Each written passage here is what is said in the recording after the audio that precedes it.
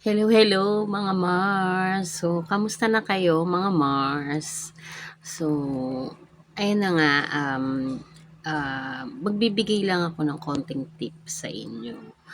Lalo na dun sa mga baguhan, sa mga ah, struggle sa pagre-reels. Ayan, bigyan ko lang kayo ng konting tip. Based on my experience lang to ha.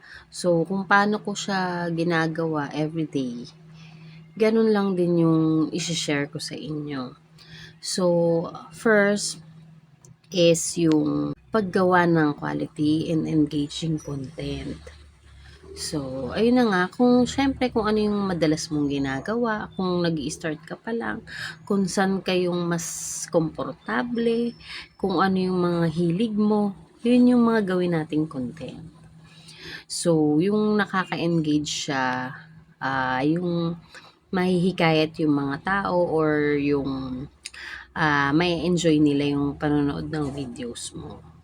So, number 2 naman is yung everyday na pag-post natin, consistency. So, dapat everyday tayong gumagawa ng content natin, nagpo-post ng content sa reels natin.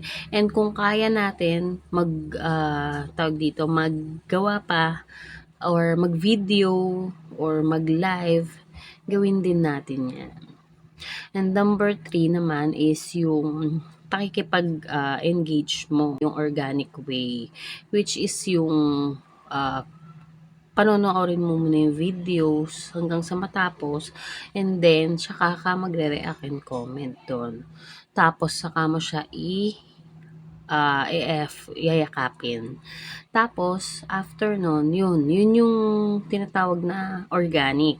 Kasi marami ngayon ang fake engagement, as in dumadami na sila. Number 4, yung pakikipag-engage mo ng totoo. Which is yung iba kasi is parang hindi na nga sumusunod sa organic way, magla-like, tas parang hindi na nila binabalikan yung ibang nagyakap sa kanila, yumakap sa kanila, yun.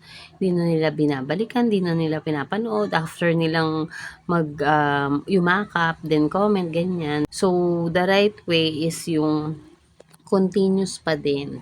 Pero kasi ako, gaya ko, sa dami ng nakayakap sa akin na nag-share, di ko na rin napapansin yung iba.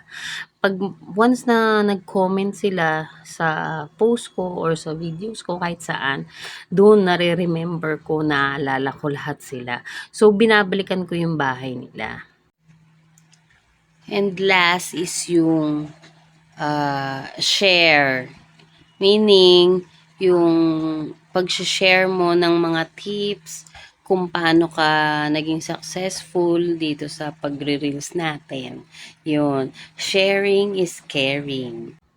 So, ayun lang mga Mars. So, yun lang yung strat ko bale sa pagre-reels ko. So, yun lang naman based on my experience. So, sana ganun din tayo. So, tuloy-tuloy lang tayo. Everyday post, consistency is the key nga, 'di ba? So, yun lang. So, instead na tamarin ka, mas ganahan ka pa, mas maging active ka pa.